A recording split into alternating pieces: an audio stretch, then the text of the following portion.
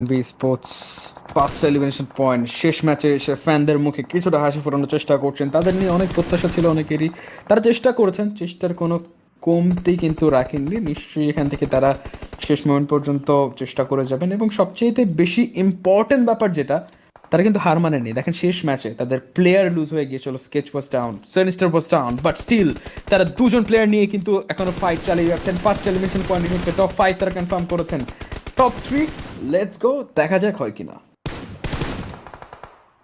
অবশ্যই টপ 3 পর্যন্ত এখান থেকে তো চলে আসলোই, বাট K9 হিটম্যান তাদেরকে কিন্তু বাঁচতেই হবে এখান থেকে, কিন্তু আর অল্টারনেট কিন্তু কোনো অপশন নেই। হিটম্যান এই মুহূর্তে ডাউন, K9 কে এখানে কিন্তু রিভাইভ করার জন্য রেডি থাকার দরকার। উজুমকে দেখতে পেয়েছে কিনা সেটা দেখতে হবে। একটা বুলেট, চমৎকার, এখান থেকে টপ 4 পর্যন্ত চলে আসলো। এবার সুযোগ আছে, নিজেরা কিন্তু এই মুহূর্তে আরো কিছুটা সময় তারা হোল্ড করেও থাকতে পারবেন। এন্ড লেটস সি লাস্ট পর্যন্ত কি একটা অবস্থা হয়। তারা এখান থেকে যে পয়েন্টগুলো নিচ্ছেন, এখন কিন্তু লাস্ট পয়েন্ট পর্যন্ত তাদের আসলে টিকে থাকার এবং পিএমএসএল কোয়ালিফায়ার করার যে আসলে চেষ্টাটা, সেটা কিন্তু এখনো শেষ হয়নি। আর একটু সময় এখান থেকে অপেক্ষা করতে হবে, তারপরে আপনাদেরকে আমরা কিন্তু ডিরেক্ট সেই ইনফরমেশনগুলো জানাতে পারবো। ভিউয়ার্স, এই মুহূর্তে র এবং বাকিরা অপেক্ষা করছেন আন্ডার গ্যাংস লেয়ার্স, তারা এখান থেকে থাকছেন ইউজিএসএল।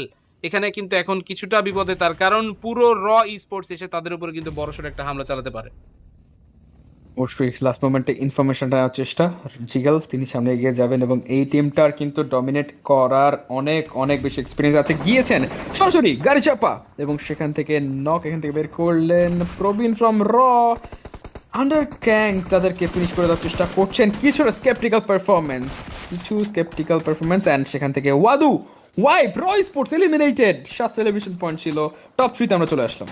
আন্ডার গ্যাং এর থেকে যে পারফরমেন্সটা দিল এই মুহূর্তে ওয়ার্ডু, 1 vs 3 ওয়াজ আউটস্ট্যান্ডিং, এবং শেষ মুহূর্তে সেই ডিবিএস ক্লাচের কারণেই বেঁচে গেল তারা। এখন A51 versus A1NB versus that team, এইখান থেকে যদি ফাইটটা নিতে পারে লাস্ট পর্যন্ত ঠিকভাবে, তাহলে কিন্তু আসলে উইনার উইনার চিকেন ডিনারটা কিন্তু আনা পসিবল। বাট সবগুলো কিল তাদের এখন লাগবে। জাস্ট সামনে আরো 6টা প্লেয়ার আছে, 6টা কিলই যদি তারা নিতে পারে, অনলি ইন দ্যাট কেস তাদের কাছে কিন্তু পরবর্তী রাউন্ডে যাওয়ার একটা সম্ভাবনা কিন্তু আছে। দেখা যাক শেষ মুহূর্ত পর্যন্ত কি অবস্থা হয়।